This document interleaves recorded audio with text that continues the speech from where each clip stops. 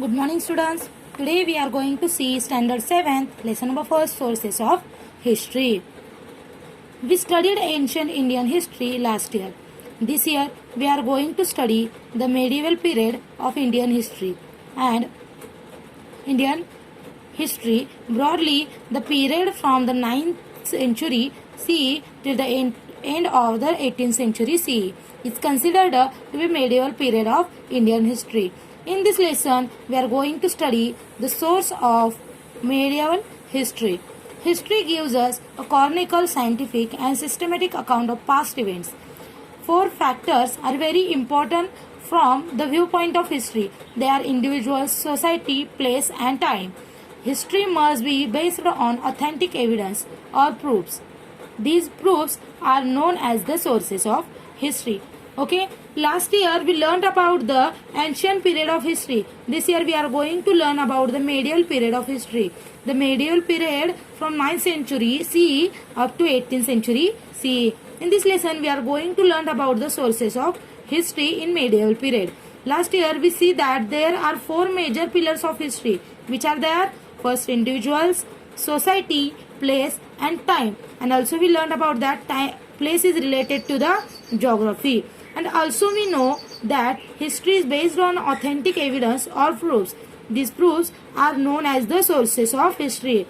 And once again, history is based on the authentic evidence or proofs. These proofs are known as sources of history. This is the definition of sources of history. Okay. Now, let us classify the sources into material source, written source and oral sources. To learn more about them, let us also evaluate the sources of history. Okay. Then, now we classify such a sources in three parts. First, material source, written source and oral source. We have to consider many factors related to historical events that we want to study. It is necessary to support our study with the historical sources. These sources have to be verified. We have to see whether they are authentic. It is necessary to use these sources judiciously and only after a critical analysis. Now, first, fold. Now listen, we classify the sources into three parts. Okay, first material, second written and third it is oral. Material sources of history. Now we can see the chart here. We can see the chart of the material sources, and so much things are included in a material sources. Now in that first it is a folds. Now first we will take the information about the fold. Folds have an important place among material source. Some major types of folds are hill forts, forest forts, sea forts and forts on the plains. Mountain monuments include samadhi, graves, virgala and include palaces, ministerial courts, queen's quarter, aspect house and common peoples. They are also included in a material source. Okay, forts. How many kinds of forts are there? First it is a forest hill forts, forest forts, sea forts and fort of the on the plains. And as also the major and also monuments, samadhi, graves, virgala, palaces, queen quarter also included a material source. You can clearly see which things are included in a material sources. Okay, they are traditionally all provide insight about the period. Looking at them, we came to know about the development of architecture, the economic condition, the quality of art, style and building construction and people's standard of living in that particular place. Okay, how we means what we learned from the forts or such a material source, we can understand what is the architecture in that period, what is the economic condition from that period, the quality of art style and building construction from that particular period. Okay, now next point it is the coins from material source. Next important point it is a source, it is the coins. The coins made by different rulers using metals like gold, silver, copper are important source of history. Mainly coins are made from gold, silver and copper. From these coins we learn about the rulers, their period, governance, religious ideas, personal details, etc. Similarly, we also learned about the financial transaction and economic condition prevailing at that time. We also see how far Machali had advanced in that period. From the images of Ram Sita on the coins of Emperor Akbar or Shiva Parvati on the coins of Hyder Ali, we see the religious coordination of those days. The Peshwas used the Arabic and Persian language on their coins. This throws the light on the use of language in that period. Okay, coins, it is a once again more important material source from history. Coins are mainly made from gold, silver and copper. From this coin we learned about the rulers, their periods, governance, religious ideas of that ruler, and also about the personal detail about that king or a ruler. And also we can understand which kind of financial transaction and economic condition in particular period. Okay, for example are given here from the image of Ram Sita on the coins of Emperor Akbar or Shiva Parvati on the coins of Hyder Ali. It shows the differences of coin printing. We can understand the coordination of those days. We can understand by this coordination of those days. One more example is the Peshwa used the Arabic or Persian language on their coins. Peshwas also using the Persian and Arabic language on their coins. Okay.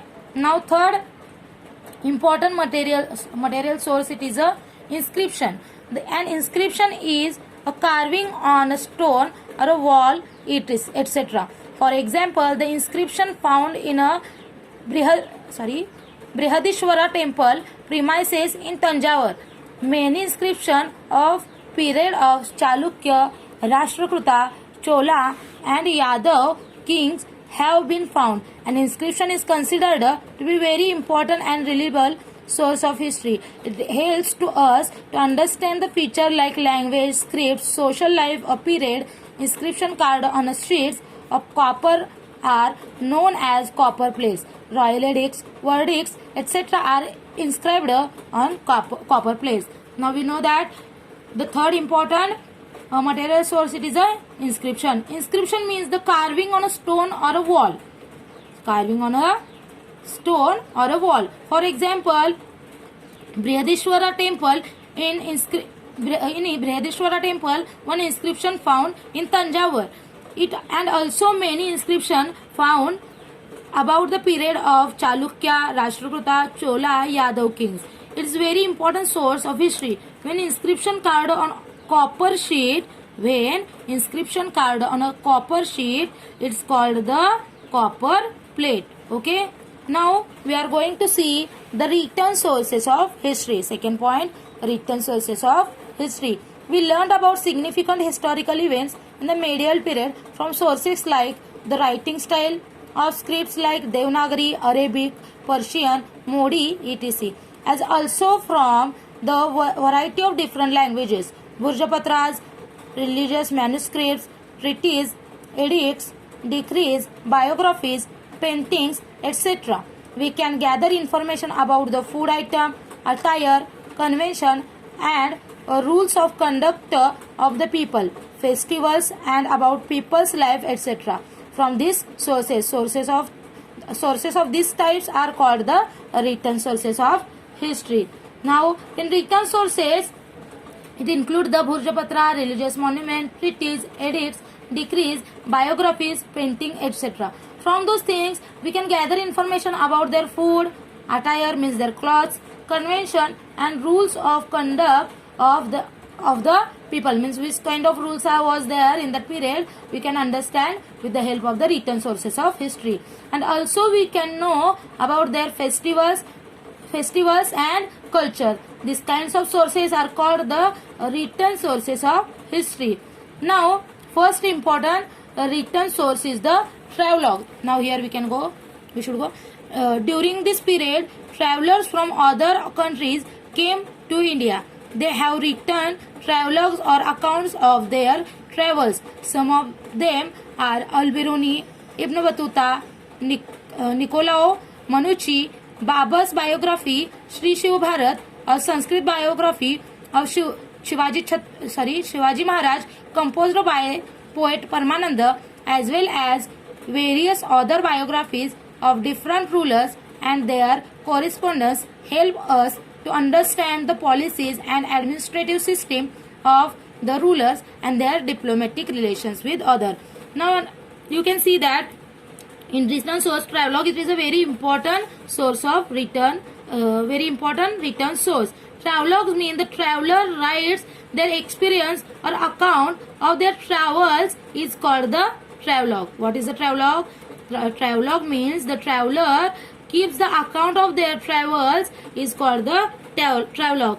For example, Al-Biruni, Ibn Battuta, Nicolau Machi are some travelers writes their travelogues from our country. Now second important written source, it is a biography. The example of biographies are Babar's biography, Sri Shiv Bharat, and one more example, Shivaji Maharaj biography written by the writer Paramananda. It helps to understand policies of administrative system and rulers and their relation with the other country. What we know about from their policies and administrative system and also the relation with the other countries. Okay. Now Tawrikh or Tariq means the sequence of events. Tawrikh written by Al-Biruni, Ziauddin Barani, Maulana Ahmad, Yahya bin Ahmad, Mirza Haidar, Bhimsen Saxena, etc. are available. Now Tariq means what? Tawrikh or Tariq means the sequence of event. Tawrikh or Tariq means sequence of events. Tariq written by Al-Biruni, Ziauddin Barani, Maulana Ahmad, Yahya bin Mirza Haidar, Bhimsen Saxena, etc. are available now also. Okay. Next written source, it is a Bakhar. Bakhar is a type of chronicle that originated in Maharashtra. Chronicle helps in understanding aspects like the contemporary political happenings, linguistic transaction, cultural life, social condition, etc. Many of the chronicle in the Marathi were written many years after the events had occurred. As a result, they are seen to rely on hearsays. Some of these chronicle are Mahikawaची बखर, सभासद बखर, चिटणीसाची बखर, भाऊसाहेबाची बखर, etc. The work of contemporary Western historians like Robert Arm, M.C. Spangle, and Grant Duff are also important. Now, next sources, it is a Bakhar. By the help of the Bakhar, we understand the political happenings, linguistic transaction.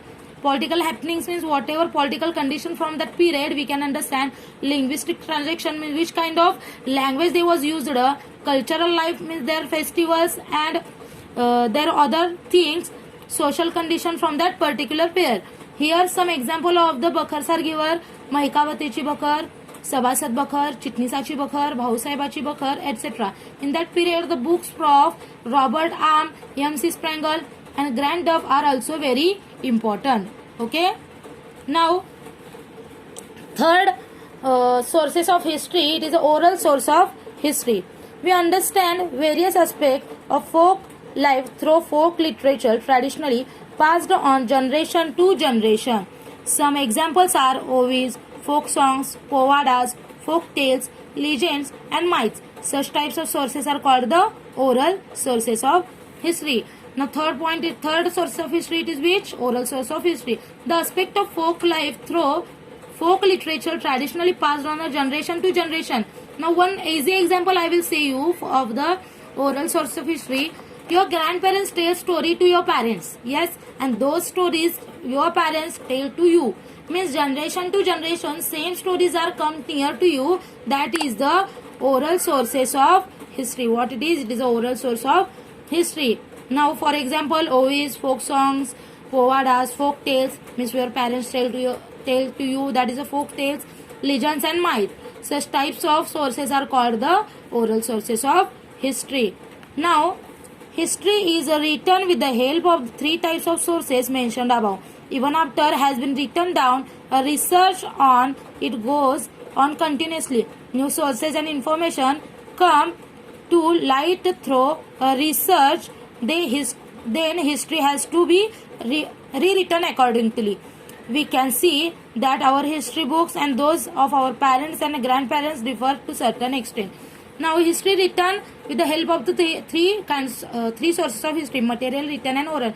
But as time passed out, the information is came different ways. Information is become modified, and because of that, our parents' textbook and our grandparents' textbook and our textbook, it is a different kinds of textbook. Means their matter of history textbook and our matter of history textbook, it is a different. Okay.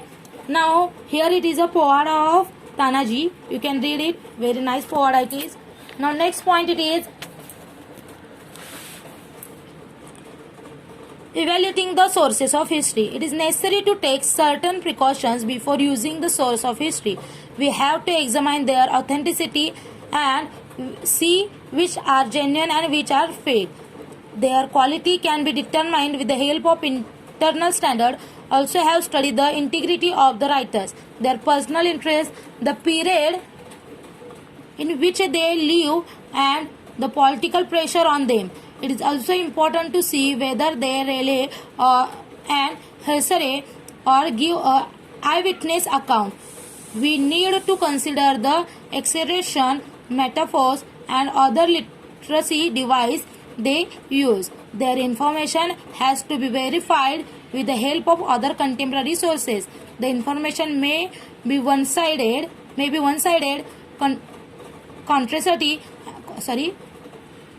contradictory, or exaggerated.